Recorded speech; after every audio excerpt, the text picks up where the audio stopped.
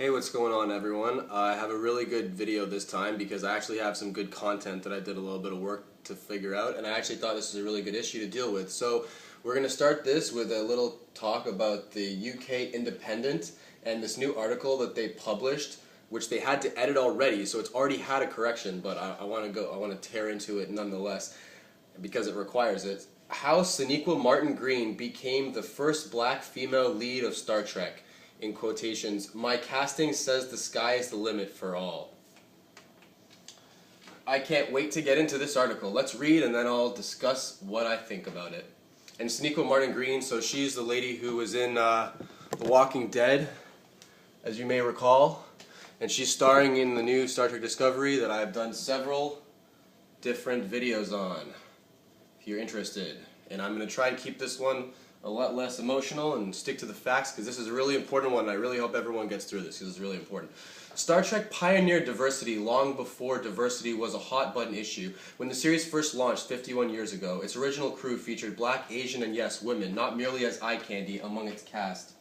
But an all-new reboot, Star Trek Discovery, goes boldly where no Trek has gone before by placing two women of color in command of a starship, Crouching Tiger, Hidden Dragon actress Michelle Yeoh and Walking Dead Sonequa Martin-Green.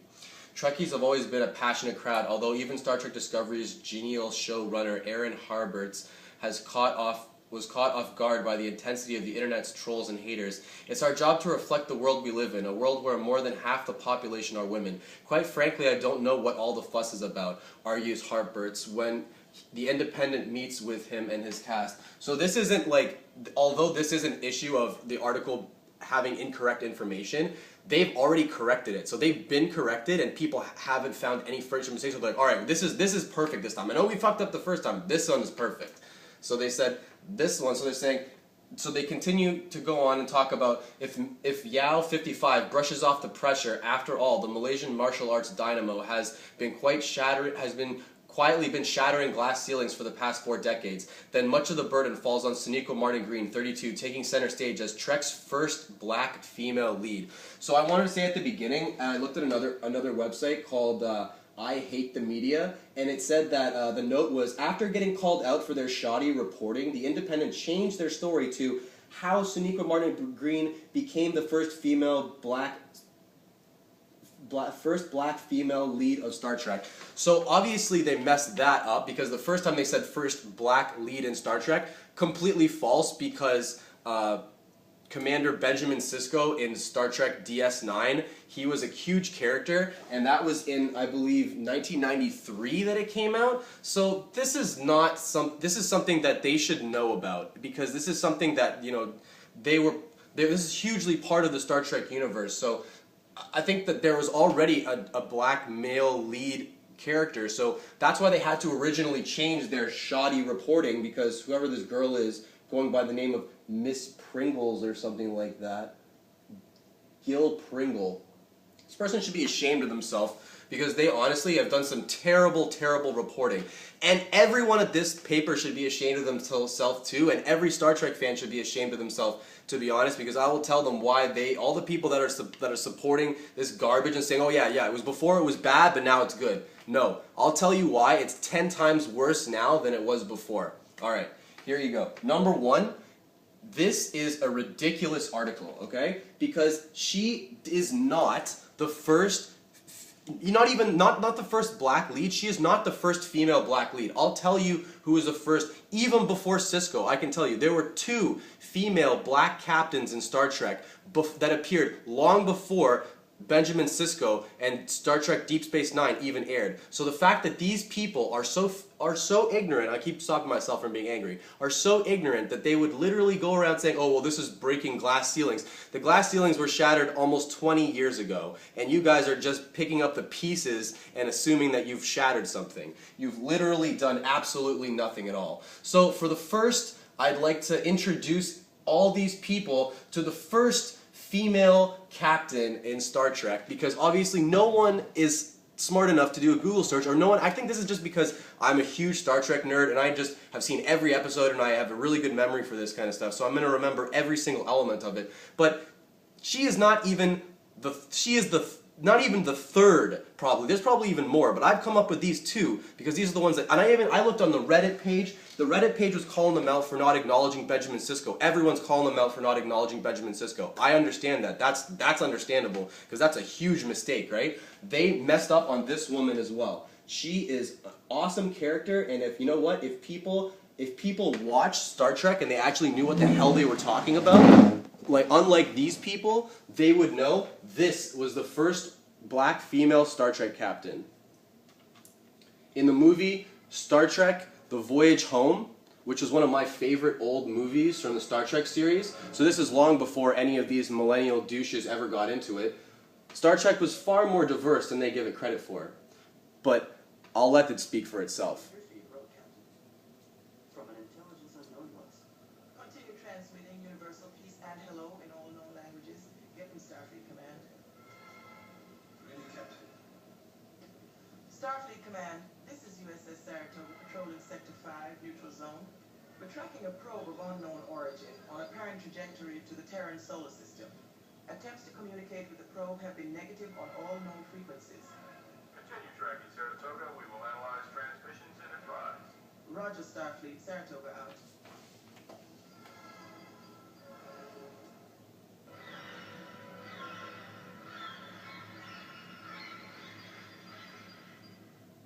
Here he comes now.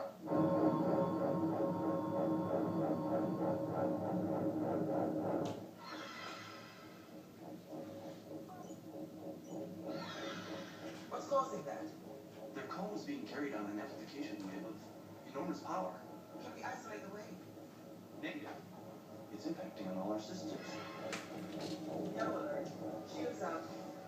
Cal, reduce slows and speed. First to confirm.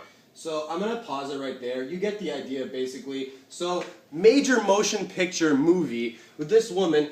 I don't want to butcher the pronunciation of her name. It's Madge Sinclair. Madge Sinclair. Madge Dorita Walters Sinclair was a Jamaican actress, best known for her roles in Cornbread, Earl and Me, Coming to America, Trapper John, and the ABC TV series miniseries Roots. So this woman is very, very, very well understood to be part of the Los Angeles movie-going scene. She's a really great black actress. She's really talented, and she plays an amazing role that's clearly not recognized properly by the people that are in these things. So this was the first woman to be the first black Star Trek captain, and I don't know why. I've seen one person mention her, and it brought it to my mind. I was like, wow, everyone was posting Cisco memes, and I was like, well, no, everyone forgot about this woman. She's great. Unfortunately, she's passed away now, so I don't think she can speak for herself, unfortunately. Yeah, she passed away in 1995, so she cannot speak for herself. So it's up to us to remember her memory and to pass on her legacy and to say, you know what, she is not going to be forgotten, and we're not going to allow this to be an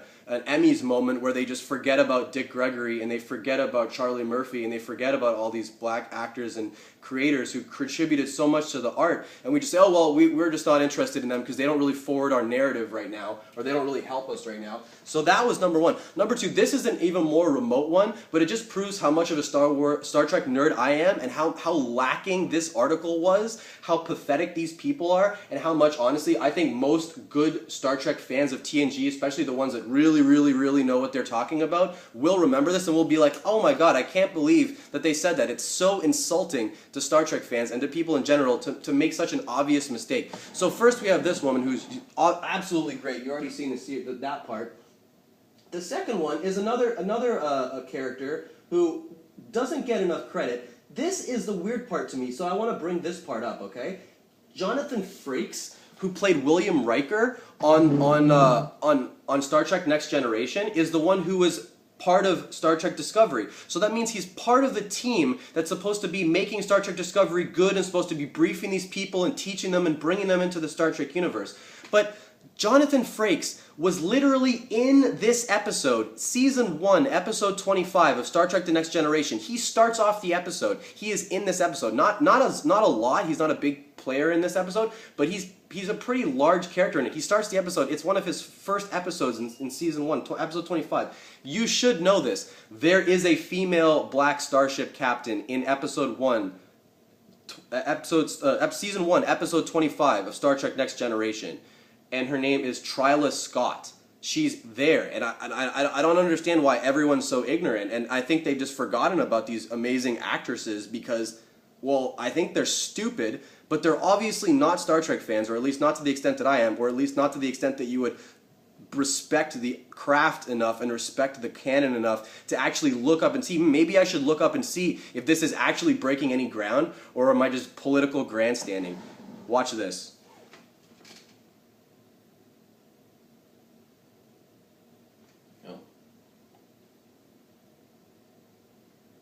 There we go.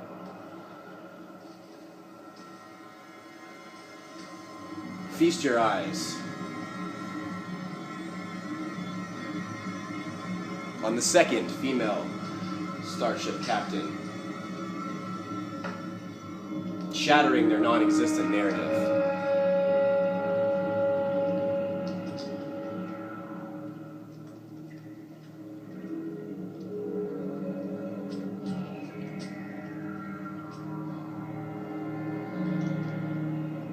Thanks for coming.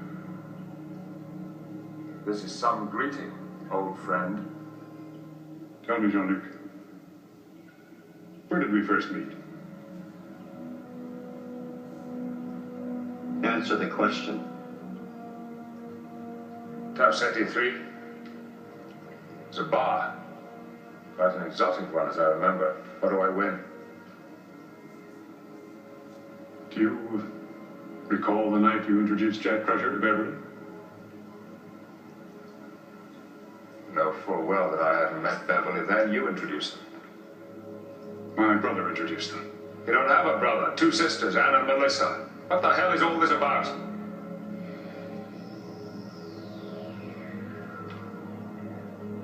Apologies, Captain. We had to be sure you were really you.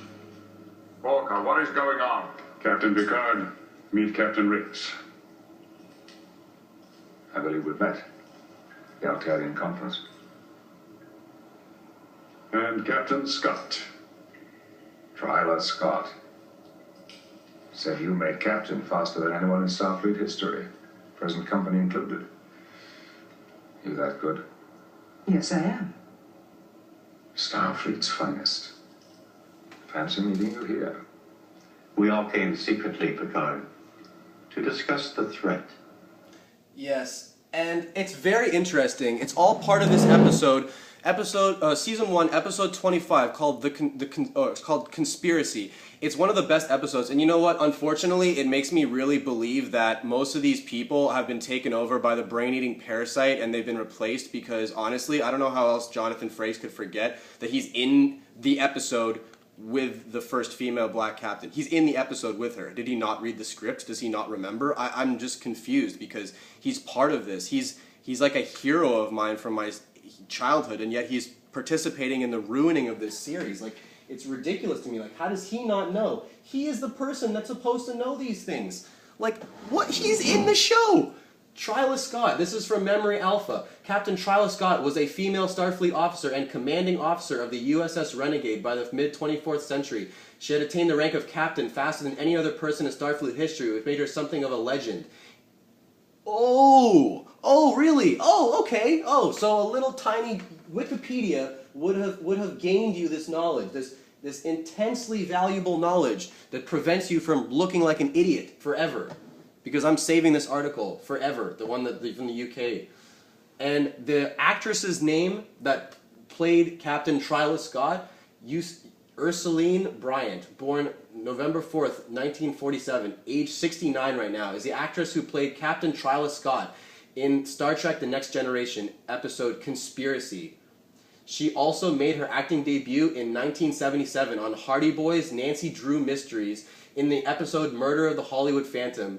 And Bryant was also cast in the comedy All the Marbles in 1981 with John Haddock, Clyde Faith Minton, and Claudette Nevins. Bryant continued in comedy when she appeared in Hot Pursuit with DS9 guest Monte Markham.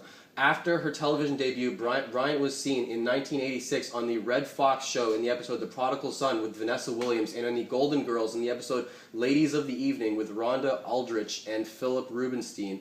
Her next appearance was on Doogie Howser. So these are women that have extremely extensive histories in Hollywood. This isn't like, oh, I'm just picking random people that have no influence at all. These are supposedly well-known figures, one of which who's passed away, who deserves our respect. Are we going to let Ursuline Bryant also pass away, and we're going to forget about her contribution to the Star Trek universe and just be like, oh, you know what? She didn't exist. None of these people existed. You know why? Because my narrative, guys. My narrative is so important. It doesn't matter how many people, how many women have already shattered the glass ceiling. It doesn't matter. You know why? Because if we don't push Star Trek Discovery really, really hard and make people think that it's breaking new ground, then it's may fall flat on its face. And you know what? At this point, I'm really hoping that it does fall flat on its face. I don't care anymore. I'm really sick of all of these people because and in the Reddit group, they closed the article. They froze it. They closed it because the person said, oh my god, look at all these users acting like a bunch of babies. We're locking this one, admittedly probably a bit too late because too many people don't know how to use good manners. No, this isn't good manners because this Reddit moderator, who's a complete clown and a pathetic human being, if they ever think they're a nerd, I've revoked their nerd card officially. Everyone who participated in this, I'm revoking their nerd card, proactively revoking it, okay? Because it says error has been corrected. No, the error has not been corrected. This entire article is an error. This Reddit mod is an error. All of these people who haven't mentioned these two women are in complete error. And it's ignorance and stupidity and willful stupidity because they could have looked this stuff up. I'm not special. I'm not intelligent. I watched Star Trek and I just read it and remembered it. That's it. That's all. That's all it is. I'm not better than them. I'm just smarter than them in this small capacity because I did my homework. And you know what? I think that it's going to pay off because I really need to put this video out there and I'm going to do a lot more on them. And I'm going to spread some memes with this information on it because it seems to me like that they're really, really scared that Star Trek Discovery isn't really going to do as well as they wanted it to. But this kind of grandstanding is actually erasing the contributions of real people who really mattered to Hollywood. And quite frankly, I don't really care about Walking Dead or anything from the millennial version of Hollywood. It's frankly, in comparison to its parent Hollywood, like the old golden era Hollywood, kind of trash. And I really don't care if they think that they're breaking glass ceilings. It matters if you are breaking glass ceilings. Like if you think you are, if I think I'm the first person to do something, does that really count for anything? No. It matters if I go to the Guinness book and I say, hey guys, what's up? Did I actually contribute to this book? Did I actually be a first in something? Or is this just repeating something that's already been accomplished for the sake of self-aggrandizement and, you know, a bunch of handshakes and slapping each other on the back? And yeah, good job guys. All of them are probably handshaking and, you know, loving each other and saying, oh, this is awesome and we're so inclusive and diverse. No, you actually destroyed the legacy of two other women who probably deserve the credit for their work. So I like to put this out there for all real Star Trek fans, and I do say real Star Trek fans because I say anyone that's actually watched it, clearly not the author of the article here and not the people that have been employed by the Independent or this Reddit meme, Reddit mod, or any of these individuals. I honestly think that they need to, you know, they have had their nerd credentials revoked, so they better try a lot harder next time, and maybe I'll forgive them. But for now, it's over. So please do your best to try and get it out there that the actual actresses who contributed to the diversity of Star Trek were there long before these political activists were there, and they deserve the credit. None of these activists deserve the credit. Thanks. Have a good day.